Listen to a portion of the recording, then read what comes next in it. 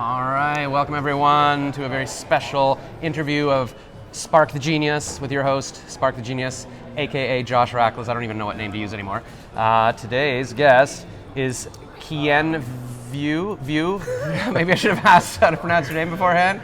Kien Vuu. Podcast 101. Know the name of your guest. Hi, I'm Dr. Kien Vuu. People know me as Dr. V, triple board certified MD and performance and longevity expert. That's what I meant. And he is like on a celebrity panel here at PodFest. We are sitting, if you can't see this, we are sitting in the bar at the Hilton Orlando. And yesterday you were on a panel of, what was that panel? It was kind of just celebrities, or do you guys travel around like the Avengers, like a super We group? are kind of like the Avengers. I mean, I work out at a celebrity gym that is led by Eric the trainer. He trains Nickelback, he trains Def Leppard, a bunch of celebrities, including the ones on stage. You'll find me on Access Hollywood and the doctors, as well as local and national TV, throughout the U.S. Also, we had a sumo champion that goes to our gym. Dan, yeah. Sumo Dan was in our group. We had the White House chef, Andre Rush, who is got 4 TV shows coming out this year, and also a new book, Call Me Chef Dammit. And then tons of other celebrities came with us yesterday. So it seems like the common link is everybody's at Eric's gym, and he was like, hey, everybody want to go to PodFest with me? That's pretty much it. That's fantastic. Yeah. That is so cool. And I did actually somehow start talking to him yesterday briefly, and he put his arm around me. He's like, hey, man, I'm like, do I know you? Like, are you my best friend? And then we chatted for 10 minutes, and he's so sweet. And I literally, for a minute there, I'm like, I'm going to go work for Eric doing something. So hey, you know what? There's a lot of people that are in the gym now that are in our community because they just reached out, and Eric is one of those guys who's just got a warm heart and is very inclusive, Yeah. and he'll just bring you in on stuff. You know, I mean, a couple years ago, I was pretty much a no-name, but proximity is power. So you probably heard, you're going to be the proximity principle. There's some guy who talks about that. Yeah, Tony Robbins says proximity is power. Probably other people have There's said another. that as Yeah, well. there's another guy. Yeah. But people will say you are the average of the 5 people you hang out with most, and that goes for your health, that goes for your success, and all those things. Because the results that you want in your life, whether it be in your relationship, your health, longevity, money, they are all lagging indicators of the habits that you have. Yeah. Habits of the way you think, habits of the way you feel, habits of the way you act over and over and over again. Yeah. And so when you hang out with different people, you start to pick up that energy, you start to pick up those habits as well. 100%. Like I feel like, when I'm with people that, I don't know, they're not doing things or whatever, they can bring me down. But that's why I wanted to come to this PodFest again, because I just feel like everybody's doing stuff. They're positive, they're creative, and I just feel uplifted again. And I'm like, that's why I'm afraid to leave. Today's the last day, and I'm like, I don't want to go back to my regular life. So I'm hoping to be able to still connect with people like this. So I'll ask you the question. So Dr. Vuu, what do you do when you come out from a conference, you get all lit up? Well, the key things are this. Hopefully you'll have a couple of things that you want to implement on. Yep. So never leave. When you go to these things and you're inspired in life, it's so important to take action when you're inspired, because other times, you might be in a lower vibrational state because you're not doing the thing you love. Yeah. But when you get inspired, that's you, wanting to reach out to do something. So it's so really important to take action there. So write down those things, and hopefully you'll do those actions. And if you're going to a conference like this and you're meeting tons of people, and those are the type of people that are lighting you up, that's your community. Yeah. Try to maintain that community virtually as well. Yes, because I noticed even before this, like people are always talking online, so they were all meeting up here going, hey, it's you. That's not just meeting randomly in the elevator, it's they've been connecting all year. And so that's why I'm like, I need to connect with these people all year and check in every day and be like, hey, are you working your show too? Because we can't all move into a big house together, but we can keep in touch online. So I'm hoping to do that. And just like that, my friend who just was here a second ago, I'm like, she's just got such a positive energy, and I'm like, maybe I can. Where do you live again? And I'm in Ottawa, Canada at the moment. Oh, okay. But I sold my condo in Toronto in 2019, thinking I'm going to be a digital nomad. I'm going to just be able to go to hotels or anywhere and interview people anywhere.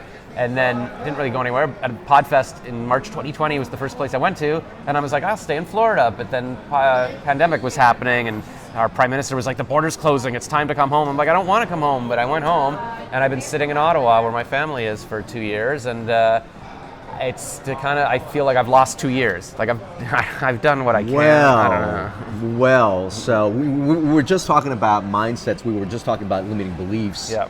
And let me just say this. the truth is what you believe, Yeah. right?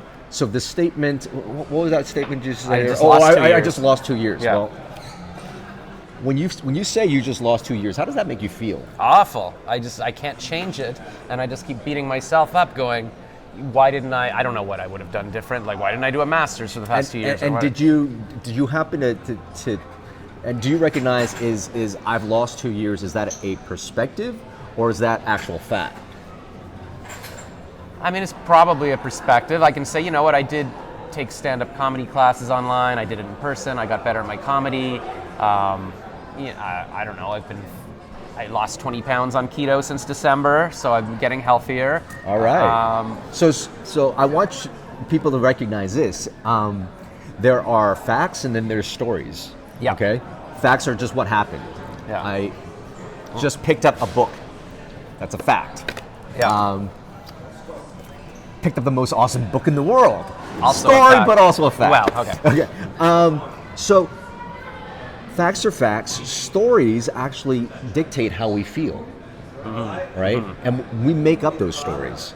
Yeah. And if we have a story that 2 years have been wasted, we're going to feel terrible. Yeah. And why is feelings important? Because when you read about emotions in this book, constant emotions of anxiety, worry, fear, resentment, anger, those raise the stress hormones in our body. It will raise inflammation. It will lower your immune system. And that condition puts you prone to getting chronic disease, chronic symptoms down the road. No, like literally that's what I'm going through right now. Like I've been so kind of upset about life lately that I started getting these really bad stomach aches and my back was hurting, and like 2 weeks ago I had to lie down on the sidewalk for an hour. I couldn't get up, and I'm like, I know this is in my head. It's very similar to when like 15 years ago I broke up with a girlfriend and I eventually got her back, but I broke up. It's my fault. I kept breaking up with her, and she got engaged to somebody else. And I started having these really bad stomach pains, and I was in the emergency. I got colonoscopy and endoscopy. The doctor's like, "There's nothing wrong with you. Just relax or whatever." So I know it's my brain literally making myself sick. Now, that is definitely basically the mind, emotion, body connection there. They're all linked, and you'll find out more when you go to ThriveStateBook.com and get this book. I'm going to put a link to my. Is this on Amazon? It is I'm on an Amazon as influencer. well. I'm going to put this video on Amazon. So click on the link below. Well, so it's really important that you know that that's a story. And anytime you start to feel like things are off, ask yourself, what story am I telling about myself? Because you can choose to believe that story. Yeah. Nothing wrong with it. You're not hurting anyone else except for yourself when you're feeling like, oh my God, I wasted 2 years. Yeah. However, what I heard him just say was maybe there was 2 years of introspection. Yeah. There was 2 years where weight loss was in there. 2 years where there was additional skills that were gained. Yeah. You can change the story at any time. And in fact, you actually change history when you can change the story. When you can look at an event and shift it and change it to something more empowering, you'll start to feel a little bit different about it. Yeah. And I want to tell everybody right here, I talk about embracing our shit. Yeah. Shit standing for struggle and hurt, inspiring transformation. That's shit. All right? And so within your 2 years, you might have had a little bit of struggle, you might have had a little bit of hurt there, but I'll tell you that during those times, people grow the most. Yeah. All right? Now, I go to the gym. I've got some muscles. They're not the hugest muscles, but the muscles wouldn't grow if I didn't lift any weight. The more weight I put on, the larger the muscle would be. That very much goes for the things that we are gifted in life, those challenges, those obstacles, those low points, because they force us to grow. In the shit, there is struggle and hurt, and Ram Dass has a phrase that struggle is really the sandpaper for our awakening. Because at the end of struggle, you will be wiser, you will be stronger, you will be more resilient, and hopefully this 2 years of pain, maybe it forced you to think a different way. Maybe it forced you to go, oh my God, you know what? I have a lot of limiting beliefs and stories that are disempowering. Maybe I should be more aware of that so they come with better stories. So at the end of that struggle, you are wiser, stronger, more resilient. Then it becomes your gift. Yeah. And then now you have more to give. And honestly, you are a stronger person because of it. Yep. I'm going through some shit right now. Like I'm going through some shit right now that is the worst crap that I can't wait to talk about on stage. But this is what you can do when you're in struggle as well. You can always ask yourself, what is the gift? Yeah. Because there will be a gift at the end. You will learn from it. Yeah. And the stuff that I'm going through right now, I won't share, but I can't wait to talk about it on stage, to talk about how I'm overcoming this part of the struggle. And in my mind, as I'm going through my struggle right now, I can have the perspective that this really is a gift. And so, you can see I'm still pretty smiling. Yeah, I'm like, you're so excited about the shit you're going through. Exactly. I'm like, I wish I could. I'm not even excited about good things. Exactly. So that's what you could do when you can control your story, because your story will change your biology. Or what I like to tell people is your biography will then determine your biology. Right? Yeah. So what you tell about yourself, when you can tell a more empowering story, you're like, oh my God, you know what? This gift is going to make me stronger. So I'm just going through this now. It's hard. Yeah. But it's going to make me stronger. And because of that, I'm like, okay, that's going to lead to the next thing. Or some people might say, if it takes, I don't know, 100 failures to get to a yes, and your goal was to get to the yes, would you want to fail? Yeah, every failure would be closer to the yes. Yeah, right? exactly. Yeah. You wouldn't want to fail fast. Yeah. It's right? like, let's screw this up over and over. Let's get Exactly. to this. So if you change that perspective, knowing that the failure is really meant for us to learn, and it's a part of the process, and to enjoy it as much as those successes. All right, that's a good idea. Yeah, and I was going to say, like, Ty Lopez, you know him? Yeah. Yeah, so he said something similar like that last week on Instagram. He said, by 25, your brain's kind of hardwired, but what can change grown-ups is trauma. So you maybe need that trauma to sort of shift your mindset, I guess. I don't know. That sounded like another way of saying it. So I'm trying to do that, because I know my body kind of is defaulting to being upset, and I'm worrying all the time. Even I was saying, when I was walking to meet you, I'm like, oh my God, I'm so excited to meet you and do this interview with you, and I'm in a beautiful hotel, and I just had a lazy river ride with this new woman I met. I'm like, this is so great. And then my mind was like, no, you're upset. Remember, you're upset about aging. You're upset about wasting the 2 years. You got to be upset. I'm like, what? Why would my body want to be upset? But I guess it's just the way. It's like you were saying. It's always looking for problems. Okay, so let's talk about that a little bit.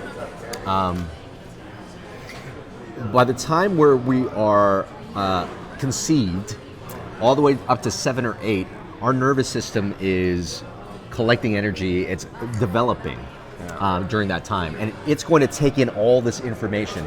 It's going to learn things from your parents, from society, from culture.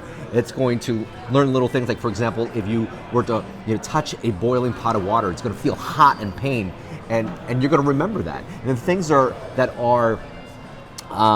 the things that hurt the most, that are most emotionally jarring, you're going to remember that even more. Yeah. What that part of the brain is this subconscious part that's forming is really used to keep you safe.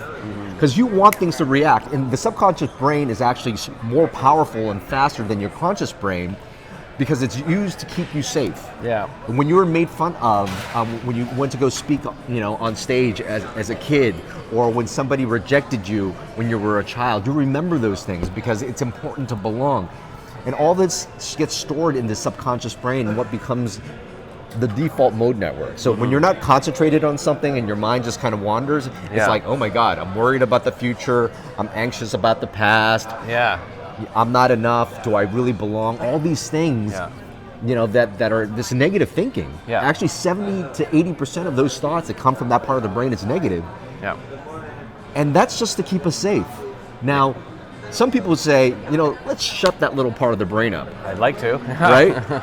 And really hate that part of themselves. Yeah. I used to kind of do that with myself, but I started to notice that I would beat myself up a little too much. Yeah, I'm so brutal.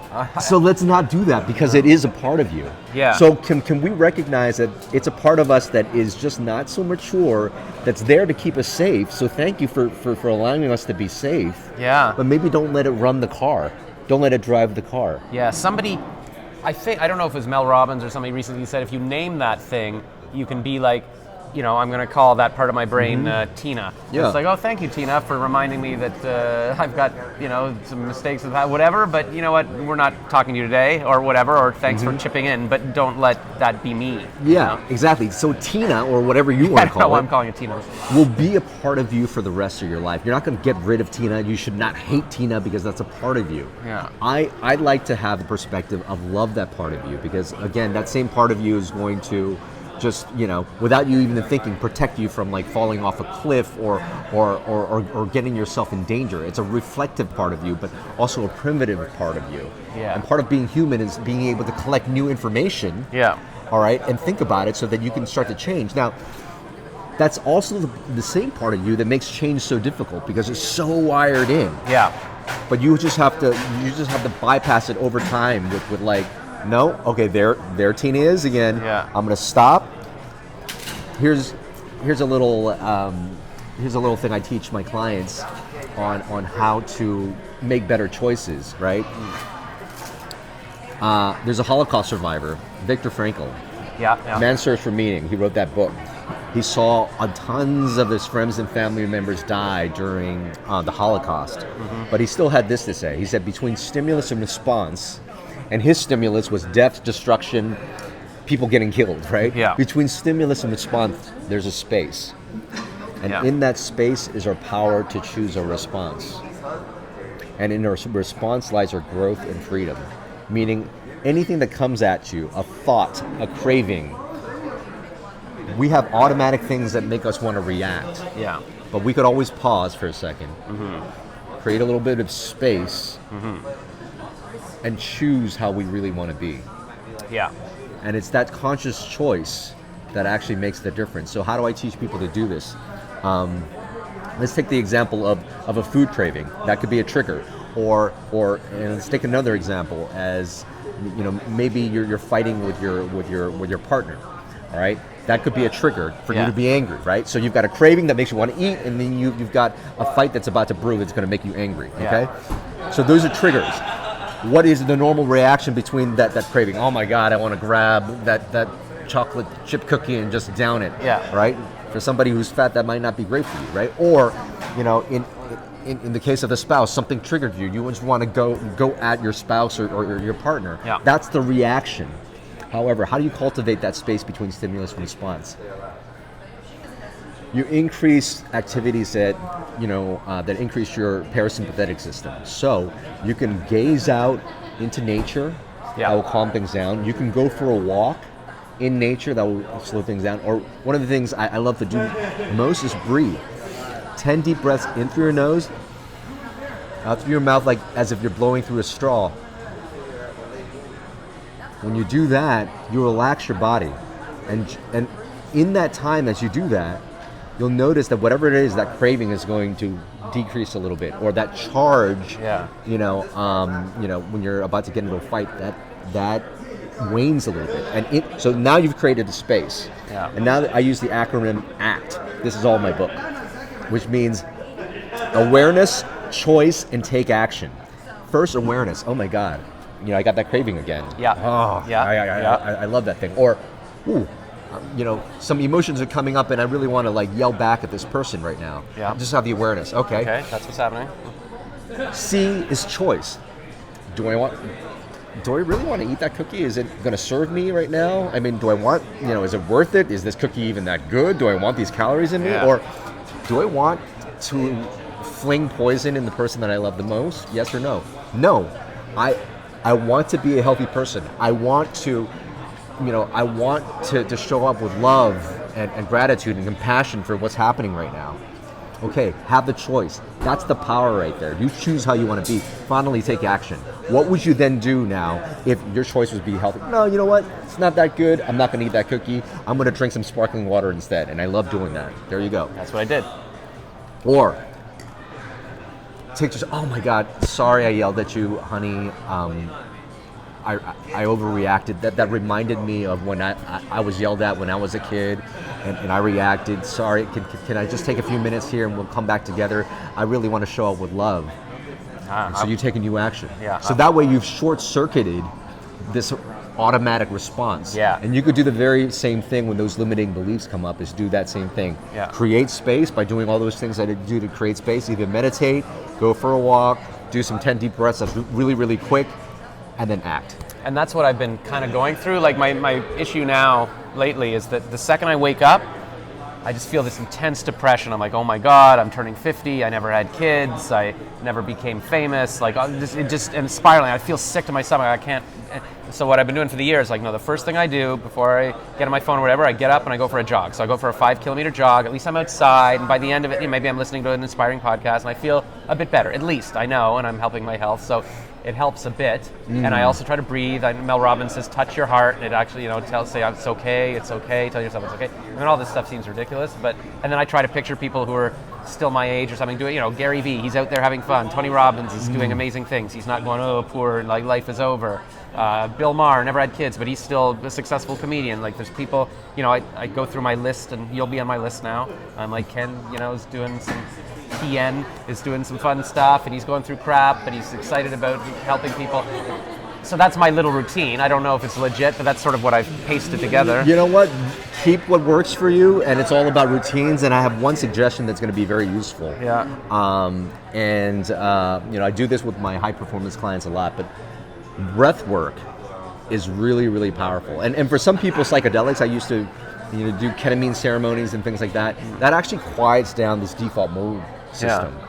And when you quiet down these old repetitive patterns, sometimes you have access to your higher self and what's true.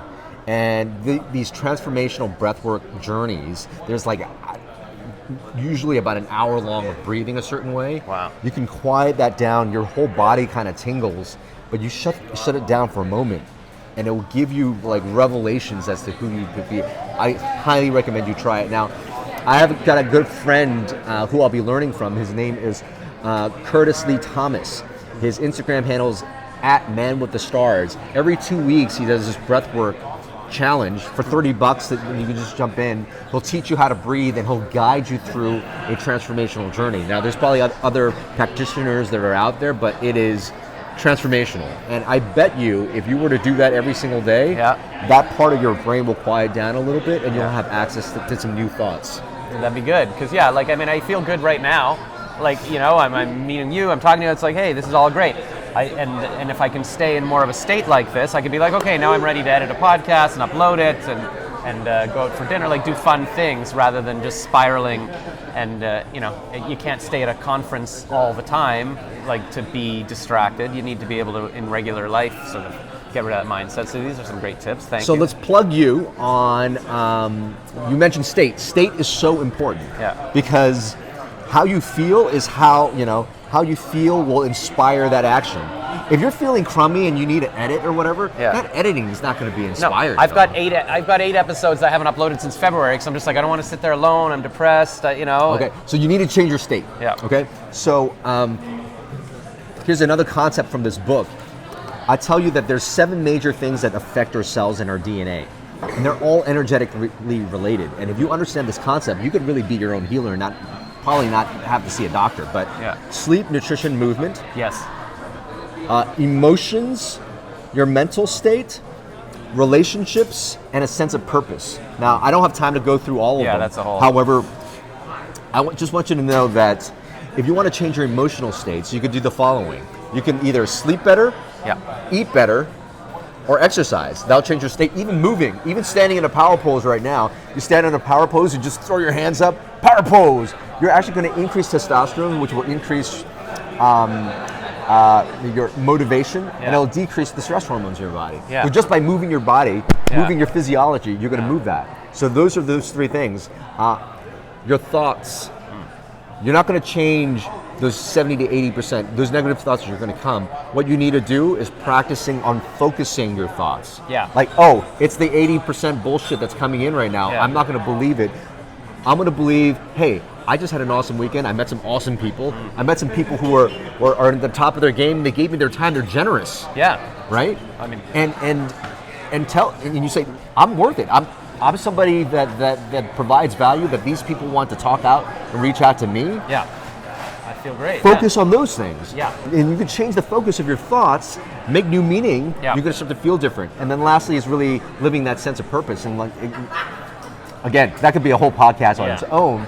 But the purpose is really just remembering who you really are. Because as a kid, I have a 16-month-old daughter right now. Wow.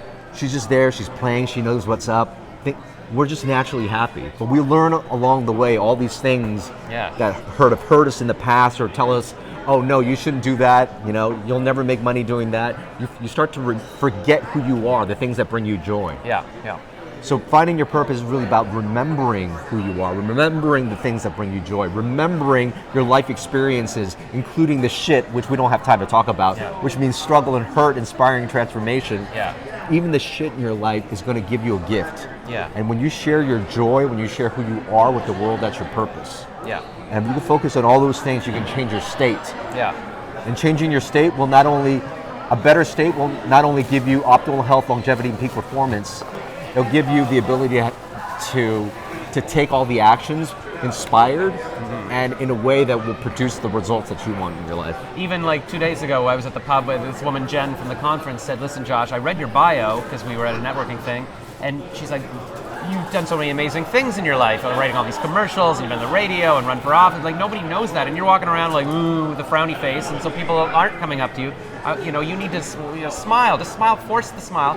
And then, yeah, the next day, yesterday, she was like, I've noticed all these pictures of you interviewing people. So just changing your posture will change your state. So practice that. So when you're walking down, just walk a little bit more wide. Don't slouch anymore. Yeah. All right, because this will actually change your emotional state. Yeah. So just changing how you stand, how you posture will be different. Now we're running short on time. So you have any final questions? Oh, Jesus. Where do people find you, Dr. Vuu? Well, you can find me on Instagram at Kien Vuu MD. You can pick up a few free chapters on my book Thrive State at thrivestatebook.com. Awesome. Well, we'll be looking for those. I'll put this video on Amazon so you can buy the book. I'll put the link below on YouTube and in the podcast description. And so let's just do this for 30 minutes every single day and I'll be fine in my life. Here we go. Hey, remember always, you are your best medicine. Just learn the tools and you'll have a new life. Awesome. Thank you so much for being so generous and for making me feel so good. And I hope we all learned some great tips and hopefully you'll be on the show again sometime. All right. Thanks Thanks a lot. Bye.